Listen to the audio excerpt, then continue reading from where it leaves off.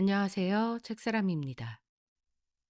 오늘 여러분에게 소개해 드릴 이야기는 패트릭 퀸틴의 불운한 남자입니다. 이 작품은 1962년에 미국 미스터리 작가협회 특별상을 받은 단편집 스노우 부인의 시련에 수록된 작품인데요. 사실 패트릭 퀸틴이라는 이 이름은 1912년생인 휴 휠러와 그의 파트너 리처드 윌슨 앱이 함께한 공동 필명이었습니다. 그러다가 훗날 휴 휠러가 홀로 이 필명을 이어받아 계속 작품 활동을 이어나갔습니다. 휴 휠러는 소설가, 극작가, 시나리오 작가였습니다.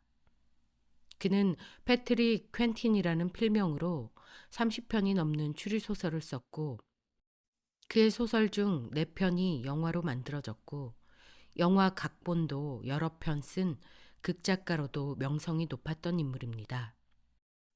1930년대 추리소설의 황금기에 등장한 이들은 정교하게 짜인 퍼즐 같은 플롯 위에 인간의 복잡하고 끈적한 심리를 얹어내는데 아주 탁월한 재능을 보였습니다. 저도 아직 읽어보지 못했는데요. 달루스 부부 시리즈나 뉴욕 경찰국의 엘리트 티모시 트렌트 경감보 시리즈가 유명하다고 합니다. 오늘 제가 여러분께 들려드릴 단편의 원제는 This Will Kill You. 아주 독특하고 냉소적인 유머가 담긴 블랙 유머 스타일의 미스터리입니다. 세련된 문장과 예리하게 파고드는 심리 묘사가 일품인데요.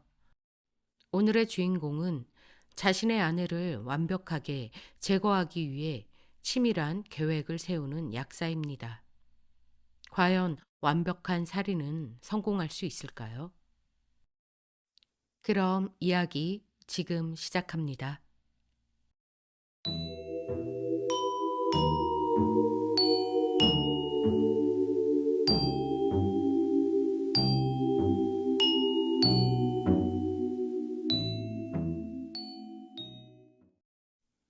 불운한 남자 패트릭 퀸틴. 해리 랜드는 욕조에 몸을 담그고 있었다. 머리 위에 초라한 쥐색 커튼 줄에는 아내의 젖은 나일론 양말 2켤레가 널려 있었다. 아래층 부엌에서 일요일 아침 식사를 준비하고 있는 노머의 목소리가 들려왔다. 결혼한 지 21년이 지난 지금은 노머가 아침 식사 준비 때에 내는 소리에 너무도 익숙해져 그 모습까지도 어렴풋이 눈에 떠오르곤 했다. 어질러진 테이블에서 오렌지를 짜고 있는 노머의 입술에는 언제나 담배가 물려 있다. 그녀는 일요일 아침에는 결코 제대로 옷을 입는 법이 없었다. 낡은 핑크빛의 누비 가운을 걸치고 부엌을 왔다 갔다 하는 그녀의 여윈 몸매. 매일 이렇게 욕조에 몸을 담그고 있을 때면 아내에 대한 혐오감이 해리 랜드의 신경을 자극했다. 그는 게으름뱅이였다. 안락한 생활이 좋았다. 약국에 나가 힘들게 일하지 않아도 되는 이제부터 시작될 길고 나른한 일요일 하루를 생각하며 이렇게 따뜻한 탕 속에 몸을 담그고 있는 것을 좋아했다. 하지만 김이 자욱한 좁은 욕실에 이렇게 누워있노라면 반드시 아내에 대한 증오의 감정이 서서히 끓어오르곤 했다. 그런데 오늘은 늘 하던 대로 욕조에 몸을 담근 채 부엌에서 나는 소리에 귀를 기울이면서도 증오감에서 전적으로 해방되어 있는 자신을 발견하고는 묘한 기분이 들었다. 사람의 마음을 찔러오는 검은 눈, 예민하고 냉정한 얼굴, 희끗해지기 시작한 단발머리가 눈앞에 어른거렸으나 혐오감은 거의 일지 않았다. 노모와는 이제 얼마 남지 않았다는 생각이 해리의 기분을 이처럼 변하게 한 것이다. 즉, 어떤 방법으로 언제 아내를 죽일 것인가를 어젯밤 확실하게 결정했기 때문이다. 한때의 불장난이 열렬한 연애로 변하듯이 그의 마음에 한번 자리 잡은 그 살인은 너무나도 오랫동안 그의 가슴 속에 숨어 있었기 때문에 마치 오래된 친구와도 같은 느낌이 들었다. 그래서 그는 자신이 세운 계획을 조금도 끔찍하게 여기지 않았다. 죄의식도 없었다. 그녀에게 구원했던 것은 독립심이 강한 그녀를 사랑했기 때문이 아니라 그녀의 약학 실력과 약국을 차릴 만한 그녀의 유산 때문이었다. 세월이 흐른 지금에 와서는 옛날의 그런 뻔뻔한 동기들도 다 퇴색해 버렸다. 게다가 가게가 번창하게 된 것은 아내의 노고 덕분이었는데도 그는 한 번도 그것을 인정하려 들지 않았다. 핸섬한 해리 랜드. 그러나 무거운 쇠사슬에 묶인 비참한 사내라고 그는 자기 자신을 생각하고 있었다. 그러나 아무리 생각해봐도 이혼은 불가능했다. 약국의 절반은 아내의 소유였기 때문이다. 노머가 자신의 생명과도 같은 그 약국을 결코 포기하려 들지 않으리라는 것을 그는 잘 알고 있었다. 따라서 지금까지의 생활을 억지로 견뎌온 해리 랜드로서는 살인이야말로 정말 영웅적이고 용감하며 남자다운 시도인 동시에 최후의 저항이라는 생각이 들었다. 물론 그런 용기는 프란시스가 없었다면 생기지 않았을 것이다. 노예 같은 일상에서 그를 해방시켜 준 것은 버스에서 생긴 프란시스와의 꿈 같은 만남이었다. 프란시스는 젊고 우아하고 순종적이었다. 한마디로 노머에게서 찾을 수 없는 모든 장점을 다 갖추고 있었다. 프란시스야말로 자신의 인생에 어울리는 여성이라고 그는 생각했다. 만일 히든 카드만 잘 쓴다면 그녀를 가질 수 있다는 확신도 있었다. 계획은 그야말로 완벽했다. 그는 마치 예술가처럼 머릿속으로 그 구상을 몇 번이고 다시 검토했으며 간결하게 다듬어 완벽하게 마무리 지었다. 살인에 약물을 사용하는 방법은 약제사에게 있어서는 너무 위험했기 때문에 처음부터 고려의 대상이 될 수 없었다. 그 외에도 방법은 얼마든지 있었다. 해리! 기경과 특유의 쉰 듯한 노머의 목소리가 아래층에서 들려왔다. 곧 내려갈게. 그는 자신의 목소리가 지나치게 친절한데 스스로도 놀랐다. 눈치채이지 않도록 주의해야겠다고 생각했다. 거칠게 일어선 그는 심술구주면서도 타이르는 듯한 어조로 덧붙였다. 좀 진득하게 참을 수 없어? 몸을 닦으며 김이 서려 있는 거울을 보았다. 45의 몸매치고는 괜찮았다. 배가 좀 나오긴 했지만 약간의 운동만 하면 곧 원래대로 될 것이다. 얼굴 생김도 마음에 들었다. 가지런한 치열, 멋진 콧수염, 숱이 많은 머리, 날카로운 눈빛, 진한 눈썹.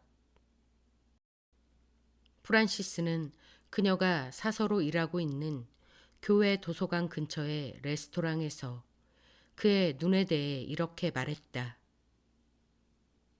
맨 처음 호감이 갔던 게 바로 당신 눈이에요. 버스 속에서 제 책을 주워주셨을 때 그때 본 그 눈빛이 마음에 들었어요. 진지한 눈이었거든요. 그 말을 듣자 해리는 만일 자신이 유부남이라는 걸 알면 그녀가 어떻게 생각할까 싶은 걱정이 뻗뜩 스쳤다. 그래서 반장난삼아 가명으로 자기소개를 했는데 운이 좋았다. 프란시스는 사람을 잘 믿는 타입이었다. 세일즈맨이며 얼마 전 아내를 잃었다는 그의 얘기를 그녀는 고지곳대로 믿었다. 앞으로도 계속 믿을 것 같았다. 집과 가게를 팔고 모든 것을 정리하면 프란시스와 함께 새로운 인생을 시작할 수도 있다. 그녀가 골치 아픈 내막을 알게 될 일은 없을 것이다. 정말 어떻게 된 거예요? 노모가 불렀다. 거기서 뭐 하는 거예요? 거울 보면서 괜히 혼자 싱글거리고 있는 거 아니에요? 지금 가! 해리는 큰 소리로 대답했다. 거울 속에는 흰 이를 드러내고 웃고 있는 자신의 모습이 있었다. 산뜻한 옷으로 갈아입은 해리 랜드는 불과 몇 시간 내로 바뀔 모든 것을 생각하며 계단을 내려갔다. 그 생각만이 머리 안에 가득했다. 뭔가 유쾌한 짓을 하고 싶어 견딜 수 없었다. 휘파람을 분다든지 계단 난간을 타고 미끄러져 내려온다든지 하는. 그는 부엌으로 들어섰다. 낡아빠진 핑크색의 누비 가운을 걸친 노머는 달걀 부침을 만들고 있었다. 그녀는 입에 담배를 문 채 언제나처럼 그의 마음을 꿰뚫는 듯한 날카로운 눈으로 그를 바라보았다. 어머, 오늘 아침엔 꽤 깔끔하네요. 그런 뜻에서 좀 도와주시면 좋겠는데. 설거지를 해준다든가. 어젯밤 두 사람은 저녁 설거지를 해두지 않았다. 여느 때의 해리 같으면 부엌일 따위에 남자답지 못한 일에 짜증을 냈겠지만 오늘 아침은 달랐다. 접시를 닦으면서 창밖을 내다볼 수 있기 때문이었다. 좀 더 명확히 말하면 그 일이 일어날 장소가 보였기 때문이었다. 해리 랜드의 집은 전쟁 전에 대충 개발된 채 아직도 완성되지 못한 황폐한 언덕 위에 있었다. 잘 알지도 못하는 숙모에게 뜻밖의 물려받은 유산으로 산 것이었다. 이곳의 부동산 가격은 상당한 고가로 뛰어오르고 있었다. 그리고 차액을 바란다면 매각하는 것도 손쉬운 일이었다. 그는 접시를 닦으면서 창밖을 뚫어지게 내다보았다. 지난주에 내려 쌓인 눈이 아직 여기저기에 남아 있었다. 밤이 되면 눈은 다시 온다. 거리를 향해 언덕을 돌아 내려가는 S자형 커브길이 뚜렷이 보였다. 커브길의 표면은 얼어붙어 있었다. 조금이라도 커브를 심하게 튼다면 틀림없이 오른쪽으로 미끄러져 떨어질 것이다. 이 근방 사람들은 그곳을 죽음의 길이라고 부르고 있었다. 일요일인 오늘 오후에 노먼은 결혼한 동생을 만나러 가기 위해 그 길을 지나게 된다. 거기서 차가 옆으로 미끄러지면 그녀는 틀림없이 죽을 것이다. 낡은 세단차의 브레이크 상태가 좋지 않다면 그 사고는 거의 확실하게 일어날 것이다. 해리 랜드는 확신하고 있었다. 오늘처럼 특별한 일요일 오후 브레이크는 틀림없이 상태가 좋지 않으리라고. 그리고 이웃 사람들의 동정어린 말에 암담하고 창백한 얼굴로 응대하는 자신의 모습을 상상해 보았다. 정말 끔찍한 일입니다. 제 몸의 한 부분을 잃은 듯합니다.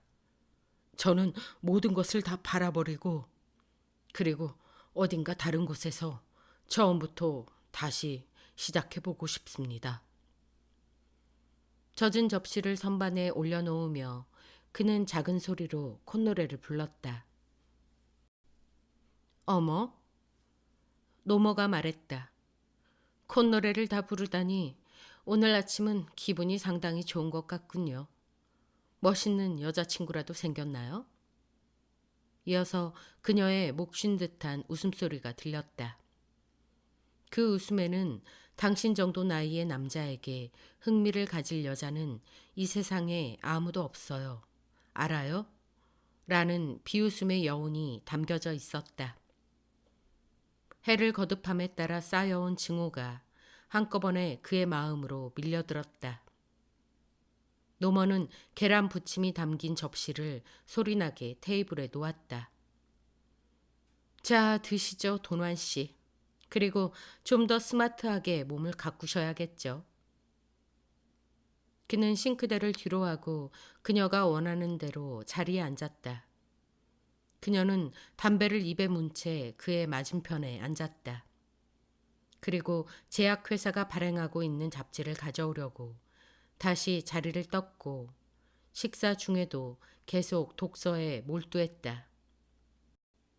노먼은 가끔 자신의 해박한 지식을 자랑하며 남편이 약재 지식에 있어 얼마나 뒤져 있는가를 넌지시 암시하기도 했다.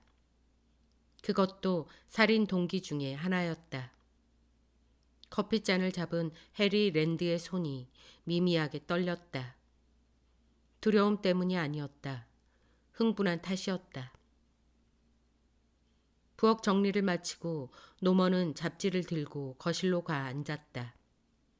해리는 장작을 패러 가는 척하며 집을 나와 차고로 갔다. 차를 만지는 건 꽤 숙련되어 있었고 즐겁기까지 한 일이었다. 낡은 작업복 바지가 차고에 놓여 있었다. 바지를 입고 그는 고물차 밑으로 몸을 밀어 넣었다. 브레이크 호스를 줄질하는 건 그다지 어려운 일은 아니었다. 페달을 조금이라도 난폭하게 밟으면 호스는 터질 것이다.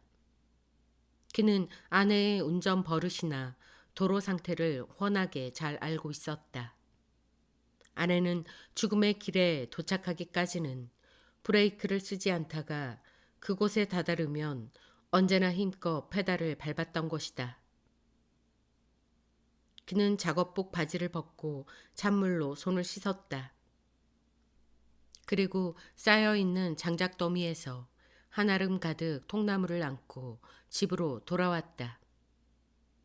노먼은 잡지에 가있던 검고 빈틈없는 눈을 들어서 그를 쳐다보았다. 어머, 정말 가정적이네요. 웬일이에요, 오늘 아침은? 그는 난로로 다가가 장작을 바닥에 내려놓으려고 몸을 숙였다. 등 뒤에서 노모의 목소리가 들려왔다. 길이 좀 안 좋죠? 엘라를 만나러 가는 일 미루는 게 어떨까요? 통나무 한 개가 소리를 내며 바닥에 떨어졌다. 스스로도 신기할 정도로 아무렇지도 않다는 듯이 그가 대답했다. 엘라는 언제나 그랬듯이 기다리고 있을 거야. 전화도 안 되고 당신이 얼굴을 보이지 않으면 사고라도 난 줄 알고 걱정할 텐데. 아무래도 그렇겠죠? 노먼은 다시 한번 재미있다는 듯이 웃었다. 아무래도 나가는 편이 좋겠네요. 그래야 당신도 새 여자친구를 만나러 나갈 기회가 생길 테니까. 해리 랜드는 부엌의 창가에 서 있었다. 그는 노머를 위해 차고에서 차를 꺼내 도로에다 조심스럽게 준비해 놓았다. 낡아빠진 푸른 모직 코트를 입은 노머가 차에 올라탔다. 그녀가 출발하는 모습을 끝까지 지켜본 후 그는 서둘러 부엌으로 돌아갔다. 조금만 있으면 죽음의 길을 향해 달리는 차가 보일 것이다. 내장이 죄어드는 듯했다. 이상하게도 취한 것 같은 기분이었다. 사람이 거의 다니지 않는 그 길에 오후의 햇빛만이 비추고 있었다. 그때 불쑥 한 대의 차가 햇빛에 반짝이며 나타났다. 노머의 차였다. 차가 그 길에 들어선 것이다. 순간 급경사가 시작되는 곳에 이르자마자 차는 심하게 흔들리더니 이윽고는 길 옆으로 미끄러지며 고꾸라졌다. 이어서 차가 굴러떨어지면서 내는 날카로운 금속성의 굉음이 정적을 깨뜨렸다. 차가 아래로 굴러떨어지는 그 굉음이 점점 희미해져 갔다. 그는 창에서 눈을 떼었다. 소리를 지르며 손뼉이라도 치고 싶었다. 프란시스가 살고 있는 하숙집에 전화를 걸어 결혼해 달라고 말하고 싶었다. 그러나 지금은 빙긋 웃는 것만으로 만족해야 했다. 그의 입가를 스친 미소는 바로 작품을 다 끝냈을 때 피어나는 예술가의 웃음 같은 것이었다. 그는 거실로 가서 라디오 볼륨을 높였다. 이렇게 해두면 바깥의 소리가 들리지 않는다. 차가 굴러떨어지는 소리를 듣지 못한 충분한 이유가 될 것이다. 또 그는 노모가 읽다만 그대로 흩어져 있는 잡지들을 치웠다. 곧 이웃 사람들이 몰려올 것이다. 하지만 그들을 맞을 준비는 다 된 셈이었다. 벨이 울렸다. 해리 랜드는 넥타이를 고쳐매고 문으로 향했다. 그 길 근처에 살고 있는 그랜드 부인이 서 있었다. 그녀는 숨을 몰아쉬고 있었다. 랜드 씨, 당신 부인이 사고를 당하셨어요. 차가 죽음의 길에서 추락했어요. 해리 랜드는 손을 들어 얼굴을 가렸다. 설마 그런 일이 뭔가 들리는 것 같기는 했는데 라디오 소리가 커서. 차가 완전히 뒤집어졌어요. 거실 창문에서 이 두 눈으로 똑똑히 보았는걸요. 자, 빨리 가보세요. 그랜드 부인이 숨을 헐떡거리며 말했다. 그는 눈이 쌓여있는 길로 나와 그녀의 뒤를 쫓아 달려갔다. 죽음의 길에는 벌써 근처에 사는 사람들이 떼지어 몰려와 있었다. 해리 랜드는 아내의 이름을 흐느끼듯 부르면서 군중을 헤치고 아래를 내려다 보았다. 골짜기 저 아래에 불길에 휩싸인 차량의 파편이 보였다. 그 언덕의 경사면 조금 아래쪽에 녹색의 무엇인가에 몸을 숙이고 있는 세 사람의 남자가 보였다. 그중 한 사람이 가파른 경사면을 올라왔다. 그 남자는 해리에게 다가와 그의 팔을 잡더니 위아래로 흔들었다. 부인께서는 문을 열고 차에서 빠져나오셨던 것 같습니다. 지금 실신에 계십니다. 상처가 조금 있기는 하지만 저 아래에 계시는 피터슨 의사 선생님께서 괜찮다고 하셨습니다. 정말 기적입니다. 그것은 확실히 기적이었다. 노먼은 복사뼈가 삐어 신경계통에 쇼크를 받았을 뿐 멀쩡했다. 병원에 입원할 정도의 심한 외상도 없었지만 피터슨 박사는 수주간 침대에 누워있으라고 지시했다. 그 일이 누군가에 의해 계획된 사건이라고 의심하는 사람은 아무도 없었다. 처음에는 표현할 수 없는 어떤 안도감에서 다른 일은 전혀 생각도 나지 않았다. 그러나 시간이 지남에 따라 그는 노모와의 생활이 최악의 상태로 서서히 진전되고 있다는 걸 깨닫기 시작했다. 까다로운 병자인 노먼은 쉴 틈 없이 간호를 요구했다. 동생인 넬라는 애가 넷이나 있어서 아무런 도움도 주지 못했다. 해리는 어쩔 수 없이 비싼 일당으로 간호사를 고용했다. 아내가 교대해 줄 수 없기 때문에 어쩔 수 없이 종일토록 혼자 약국에서 일해야 했고 점심은 카운터 뒤에서 샌드위치로 때우기 일쑤였다.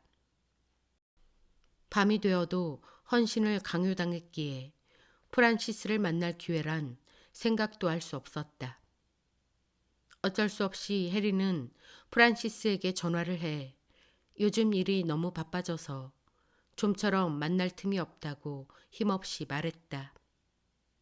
프란시스의 목소리가 처음으로 쌀쌀맞게 들렸다. 사태의 악화를 한층 더 부추기는 것은 이제 차가 없어졌을 뿐만 아니라 새 차를 사기에는 턱도 없이 모자라는 보험금이었다. 매일 아침 그는 간호사가 오기 전에 노모의 아침 식사를 만들어야 했기 때문에 예전보다 2시간이나 빨리 일어나야 했고, 눈이 녹아 질퍽대는 길을 걸어나가 버스를 타고 출근해야 했다. 모든 파국적인 결과 중에서도 노모의 일거수일투족을 배려해주며 살아야 한다는 새로운 생활 양식은 도대체 견딜 수가 없는 일이었다. 작은 집이라 침실은 하나밖에 없었다. 아내는 늘 담배를 피우며 핑크색 가운을 걸치고 침대에 앉아서 마치 늙은 여왕처럼 가게의 경영을 지시했고, 때로는 신랄한 어조로 그에게 명령을 해대기도 했다.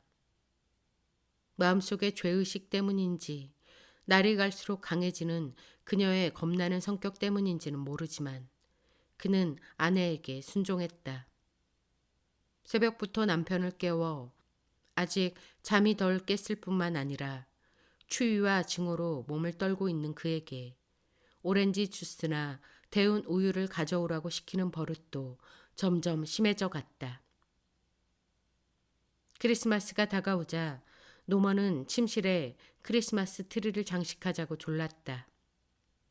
해리는 얼어붙은 언덕 아래에서부터 집에까지 트리를 끌고 왔고, 그녀의 비아냥거림과 까다로운 입맛에 진저리를 치면서 트리를 꾸며야 했다. 간호사는 크리스마스 휴가를 신청했다. 크리스마스에 해리 랜드는 약국 문을 닫고 이웃 사람들의 도움을 빌어 칠면조를 요리하고 멋진 포장까지 해서 아내에게 바쳤다. 그날 밤 해리 랜드는 어떤 위험을 무릅쓰더라도 그녀를 한 번 더 죽여야겠다고 결심했다. 한 사소한 사건이 두 번째의 계획을 떠올리게 해주었다. 노먼은 크리스마스가 지나고도 며칠간 병석에 누워 지내다가 이윽고 지팡이에 의지해 절뚝거리며 걸을 수 있게 되었다. 그런 어느 날 해리는 아내의 담배가 불이 붙은 채 재떨이에서 떨어져서 마른 크리스마스 트리 가지 밑에서 타고 있는 것을 발견했다. 그녀가 욕실에 있을 때였다. 본능적으로 그는 불을 비벼 껐다. 그러나 불을 끄고 있는 동안에 그의 마음속에는 한 가지 생각이 떠올랐다. 약품 소매업자 협회에서 이틀 후에 연회를 열기로 되어 있었다. 노머도 그 일을 알고 있었고 뭔가 장사에 도움이 될 만한 화제가 오고 갈지도 모른다며 그에게 한번 참석해보라고 권유했었다. 만일 그 시간에 노머가 담뱃불을 끄지 않은 채 진정제의 영향으로 잠이 들어있다면 어떻게 될까? 만일 그 불이 침실에서 올마부터 집 전체로 번진다면 어떻게 될까? 집은 보험에 들어있고 게다가 어차피 팔 생각이었다. 일종의 시한 장치가 필요했다. 그는 이 문제도 잘 해결했다. 그는 약국에 있던 기름 2통을 집으로 가지고 왔다. 트리 주위에 기름을 붓고 그곳에 양초를 세워두기만 하면 되었다. 양초는 점점 타들어가 얼마 후엔 기름에 불이 붙게 될 것이다. 그 불은 크리스마스 트리로 옮겨 붙을 것임에 틀림없다. 해리 랜드는 자신의 남성다움이 되살아오는 것을 느꼈다. 그날 밤 그는 거울에 비친 자신의 모습을 보고 미소 지었다. 비장한 결의를 감춘 핸섬한 얼굴에 기운찬 미소가 돌아오고 있었다.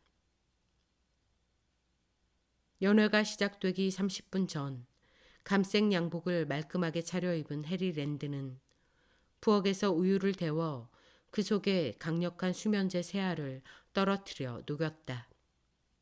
그리고 우유를 2층으로 가지고 올라갔다. 나가기 전에 우유 한 잔. 꽤 생각해 주시네요. 노머의 날카로운 검은 눈이 조소 어린 찬탄의 빛을 바라며 그를 뚫어지게 보고 있었다. 게다가 오늘 밤은 꽤 서두르시네. 그녀는 재떨이에 담배를 던지고 우유를 한 모금 마셨다. 그는 방 안 여기저기를 정리하는 척하며 아내를 몰래 지켜보았다. 창을 열까? 이런 밤에요? 그것보다 욕실에 좀 데려다 줘요. 잠시 후에 욕실을 나온 노먼은 약기운으로 다리가 휘청거리고 있었다. 해리가 그녀를 침대로 안고 가 눕혀주는 동안 그녀는 알아들을 수 없는 말을 짓거리고 있었다. 그녀는 이내 깊은 잠에 빠졌다. 해리 랜드는 주의 깊게 죽음의 준비를 마쳤다. 그는 양초에 불을 붙였다. 아마 30분 정도, 아니면 길어야 1시간. 트리는 멋지게 타오를 것이고 그 불은 커튼에 옮겨 붙을 것이다. 순식간에 방은 불의 연옥으로 변할 것이다. 발소리를 죽여가며 방을 나올 때도 작은 양초는 잘 타고 있었다. 버스 정류장까지의 길을 조심스러운 발걸음으로 내려온 해리 랜드는 아름답게 포장된 선물을 풀고 있는 프란시스의 애정과 감사로 가득한 얼굴을 상상해 보았다. 역시 크리스마스 선물을 잊고 있지는 않았군요. 어머, 스프링 라일락. 제가 제일 좋아하는 향기예요. 고마워요. 이렇게 비싼 걸. 막 연회가 시작되었을 무렵 전화가 걸려왔다. 그날 아침 해리는 그가 이곳에 있을 것이라는 것을 이웃 사람들이 알도록 지나가는 길에 그랜드 부인에게 말해 놓았던 것이다. 전화는 그랜드 씨로부터 온 것이었는데 그의 목소리는 몹시 흥분되어 있었다. 어서 돌아오게 랜드. 자네 집에 불이 났어. 해리 랜드가 탄 택시가 얼어붙은 언덕을 힘들게 올라왔을 때 집 주변은 여러 대의 소방차와 모여든 사람들로 혼잡했다. 불은 거의 꺼져 있었지만 2층은 다 타버린 것 같았다. 세찬 흥분이 솟구치면서 온몸이 뜨거워지는 것을 느끼며 그는 택시에서 내렸다. 누군가가 그의 손을 잡아 잔디밭을 가로질러 이웃집으로 끌고 갔다. 놀랍게도 그곳에는 노머가 소파에 누워 있었다. 누군가가 말했다. 연기 때문에 눈을 떴겠지요. 하마터면 큰일 날 뻔했습니다. 그의 얼굴을 보고 있는 노머의 검은 눈에는 진지한 후회의 빛이 어려 있는 듯 했다. 해리, 정말 부끄럽군요. 침대 위에서 담배를 피우다니. 틀림없이 제가 잠들어 버렸을 때 담뱃불이 크리스마스 트리에 옮겨 붙은 걸 거예요. 위층과는 달리 아래층의 피해는 거의 없었다. 보험회사의 조사원은 화재의 원인을 문제 삼지는 않았지만 건물의 상태로 보아 보험금 총액의 3분의 1밖에 내줄 수 없다고 말했다. 재료비와 임금이 올랐기 때문에 집을 수리하려면 해리가 저축한 돈까지도 거의 다 써야 할 판이었다. 주택난 때문에 어디 다른 곳으로 옮겨가서 사는 것은 불가능했다. 해리와 노먼은 다 타버린 집 아래서 캠프 생활을 해야만 했다. 그러던 중 다행히도 약국 2층에 사는 집주인이 다른 곳으로 이사를 가게 되어 좁기는 하지만 일단 그곳에서 살기로 했다. 노머의 걸음걸이는 아직 불안했다. 피터슨 박사는 화재로 생긴 쇼크를 치유하기 위해서는 긴 시간이 필요하다고 주의시켰다. 그러나 집을 잃은 책임의 전부를 자신에게 돌린 노먼은 침대에 누워있지 않으려고 했다. 그녀는 마치 죄를 갚겠다는 듯이 지팡이를 짚고서 오랜 시간 약국일을 하곤 했다. 그러기 수주 만에 그녀는 몹시 쇠약해져 버렸다. 피터슨 박사는 그녀의 심장 상태를 진찰한 뒤 에피네프린을 처방하고 그녀를 침대에 누워있게 했다. 해리 랜드의 생활은 다 타버린 침실의 재와 같은 잿빛의 나날이었다. 노머의 동생 엘라가 찾아왔을 때 그는 집을 빠져나와 프란시스에게 전화를 걸었다. 변명은 점점 설득력을 잃었고 그녀의 태도는 더욱 쌀쌀해져만 갔다. 이건 그가 꿈꾸던 스프링 라일락의 빛깔, 꿈과 감사로 충만해져서 얼굴을 붉힌 그녀의 모습과는 정말 다른 것이었다. 어서 손을 쓰지 않으면 프란시스를 영원히 잃어버릴지도 모를 일이었다. 사방에서 덮쳐오는 재난에 휩싸여 있는 자신의 미래가 점점 선명해져만 갔다. 나날의 생활은 그를 괴롭혔고 그만큼 자신의 계획을 꼭 이루고 말겠다는 결의도 점점 커져갔다. 그러나 그 어떤 계획도 자세히 검토해 보면 다 위험했다. 한 번은 약품 상자에서 청산가리를 꺼내 노머의 스프에 넣으려고까지 했다. 그러나 흐릿하게 남아 마음 깊은 곳에서 떠오르는 자기 방어의 본능이 겨우 그를 제지했다. 대신 그는 주머니에 그 캡슐을 언제나 넣고 다녔다. 그것만이 그의 편이 되어주는 유일한 것이었다. 마침내 기회가 왔다.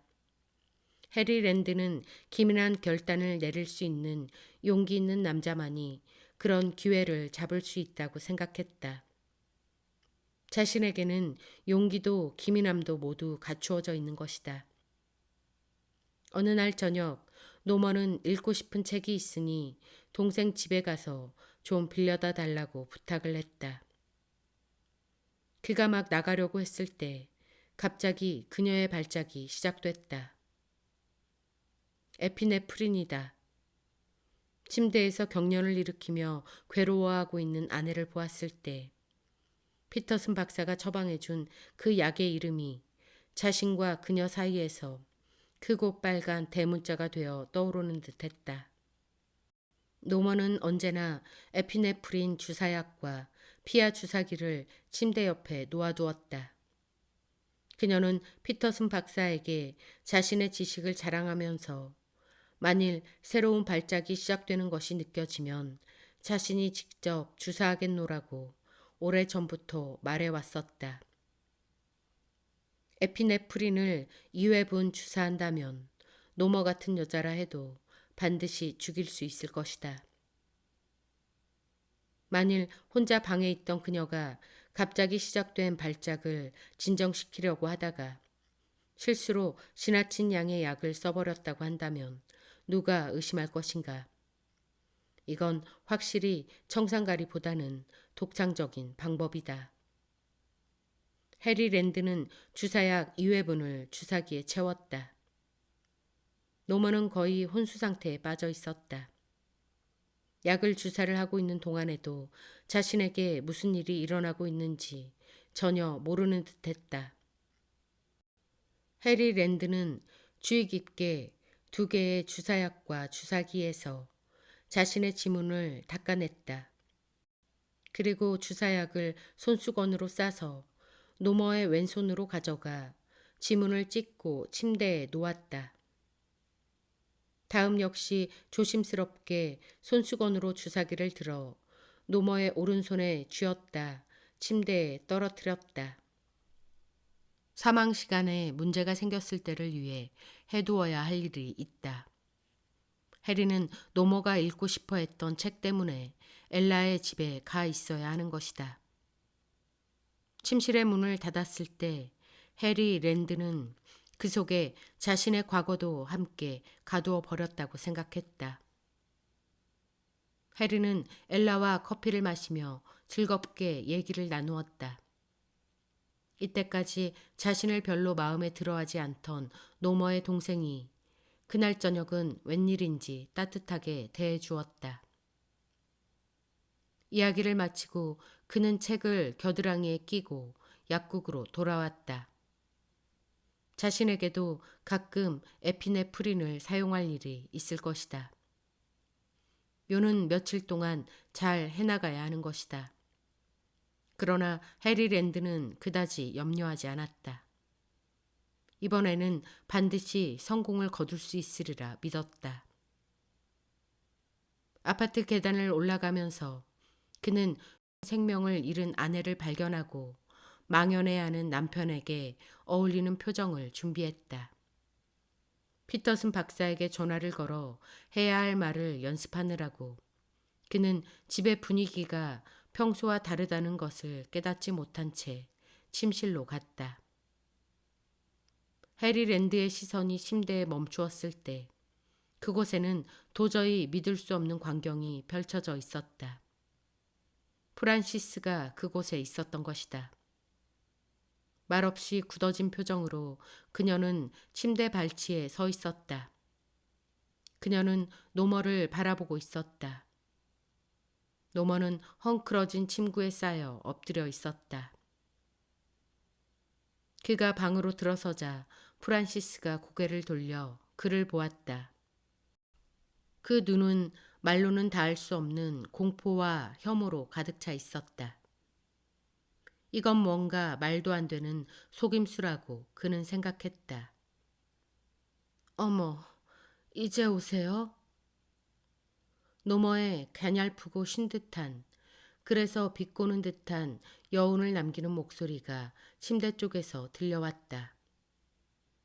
당신 여자친구도 지금 막 온참이에요. 불쌍한 바보 해리랜드. 내가 이 아가씨에 대해서 아무것도 모르고 있을 거라고 생각했나요? 몇 주 전부터 알고 있었어요.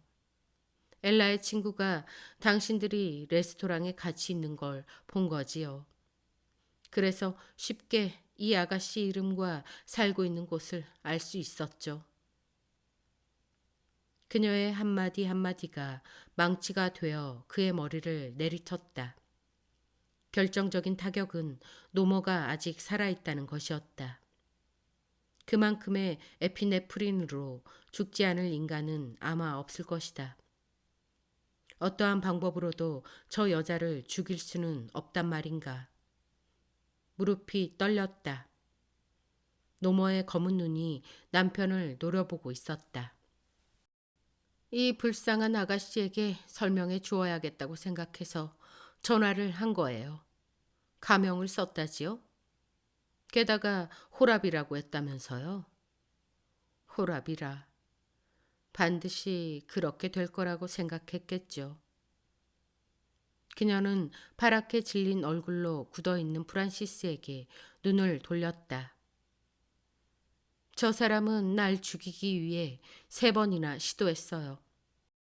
첫 번째는 자동차의 브레이크에 손을 댔어요. 다음에는 집에 불을 질렀지요. 그리고 이번에는 에피네프린이에요. 당신을 얻기 위해서였죠. 기특하지 않아요? 해리랜드는 프란시스를 돌아다 보았다. 무슨 말이든 해야만 할 것 같았다. 프란시스, 내 말 좀 들어봐, 응? 실은 그거 다 거짓말이야. 나는... 그녀의 차가운 눈빛은 신문하듯 그를 바라보았다. 해리랜드에게는 폭탄이 터질 때만을 기다리는 듯한 침묵의 순간이었다. 프란시스는 전화기 쪽으로 몸을 돌렸다. 그녀의 목소리가 정적을 깼다. 경찰을 부탁합니다. 그녀의 말은 계속되었다. 서둘러 주세요. 여기서 사람이 죽을 뻔했다고요. 해리랜드는 자신이 처한 현실을 분명하게 알았다. 엄연한 사실이 앞에 놓여 있었다. 자신의 계획이 어떻게 해서 무참히 수포로 돌아갔는지도 알았다. 차도 집도 잃고 그리고 이제 애인까지도 잃은 것이다. 경찰은 세 가지 사고와 연관된 죄상을 냄새 맡고 마침내 밝혀낼 것이다. 자신을 위기에 빠뜨릴 살아있는 증인으로 노머가 있다. 그리고 아이러니컬하게도 프란시스도 그녀 측 증인이 될 것이다. 도저히 되돌릴 수 없는 말 그대로 절대절명의 상황이었다. 기묘하게도 너무나 큰 비참함 때문에 오히려 공포심은 사라졌다. 모든 계획은 완벽한 실패였다. 아마도 그것은 자신의 운명이 필연적으로 걸어야 하는 길인지도 몰랐다. 크나큰 실패. 유명한 비극의 등장인물은 모두 마지막 장면에서 이런 식의 운명을 맞이하지 않았던가. 그 위대한 최후를 맞아 그의 배우 근성이 고개를 들었다. 적어도 한 번 정도는 프란시스도 자신의 진실한 모습을 알아줄 것이다. 그는 자신이 대수롭지 않은 약국주인 해리 랜드라는 것은 완전히 잊고 묘하게 흥분된 기분이 되었다. 손이 주머니 속으로 들어가 청산가리 캡슐을 쥐었다. 해리 랜드는 태연하게 욕실로 들어가 자물쇠를 채웠다. 노머 랜드는 이제 완전히 자신의 소유가 된 약국을 기분 좋게 둘러보았다. 요 몇 년간 그녀는 남편과의 생활에 완전히 염증을 느끼고 있었으나 남편에 대한 희미한 연민의 정은 아직 마음에 남아 있었다. 하지만 노머는 어리석은 사람에게는 결코 동정 따위를 하는 법이 없었다. 그것이야말로 해리의 큰 불운이었다. 그는 옛날부터 어리석은 자였으므로 자신도 어리석었던 적이 있었다. 그 자동차 사건 때 차가 굴러떨어질 때까지 그가 브레이크에 손을 댔다는 것을 알아차리지 못했던 것이다. 어리석음과 그녀 자신의 목숨을 바꿀 뻔했었다. 하지만 해리가 자기를 죽이려 했고 그게 실패한 이상 틀림없이 다시 한번 시도하리라는 걸 깨달은 이후 그녀는 다시는 실수를 되풀이하지 않았다. 침대에 누워 남편을 괴롭히며 그 젊은 여자로부터 떼어놓는 것은 재미있기까지 했다. 그 후 데운 우유에서 수면제 맛이 났을 때 그녀는 곧 욕실로 가 해독제를 먹었다.